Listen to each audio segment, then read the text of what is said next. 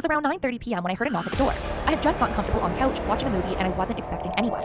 I figured it was just a neighbor asking to borrow something or a delivery, so I wasn't too concerned. But when I looked through the peephole, my heart nearly stopped. Let's go by. The knock happens again, and I hear a kid's voice say, "Can I come in? I'm cold." It was 2:13 a.m. in a small town just outside Morgantown, West Virginia. A thunderstorm rolled over the valley. Inside a dimly lit farmhouse, the power flickered.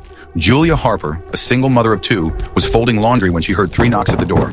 Not loud, too soft, too slow. She peeked through the peephole. Terrified. There's a knock at the door.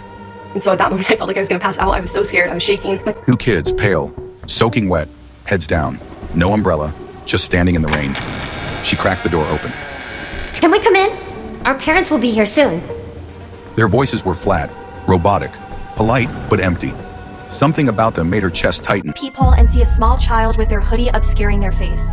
You open your door and ask if they need help, but when they look up, you are staring into black, lifeless eyes. Then she saw their eyes, solid black, no whites, no iris, just darkness, endless and cold. Julia slammed the door and locked it. She rushed upstairs to check on her kids, both asleep. But when she looked out the upstairs window, the children were gone. The next morning, Julia checked her Ring camera footage. The kids weren't there. Only one frame stood out, static. Then a man in a long coat standing at her barn around midnight. His face blurred. No footsteps in the mud. No trace.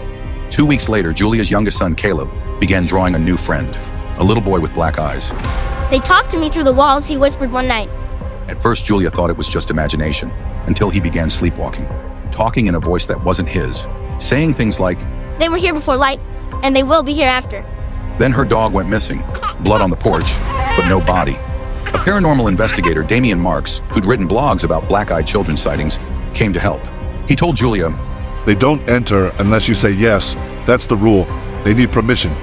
He set up infrared cameras, EMF detectors, motion sensors. What he caught chilled him. Caleb was talking to someone in the mirror. The reflection showed not one, but M figures behind him. Children watching. Worse, one of the black-eyed kids looked exactly like Julia's dog, Emma. Marks panicked and tried to leave. But as he backed out of the driveway, he stopped, frozen. The footage caught him sitting in his car, eyes wide open, unmoving, for 6 straight hours. When police arrived, he was gone. Only a black box was left in the passenger seat. Inside it, a Polaroid of Julia's family, sleeping. Taken from inside the house, Julia called her sister to stay over. That night, she heard whispering through the baby monitor, not from the kids' room, from the attic. She climbed the stairs with a flashlight, every step creaking under her weight. The attic was empty, until she noticed the crawl space hatch slightly open. Inside, Caleb, sitting silently, drawing again. This time he handed her the picture, a house on fire, figures standing around it, and in the sky above, eyes, huge, black, endless.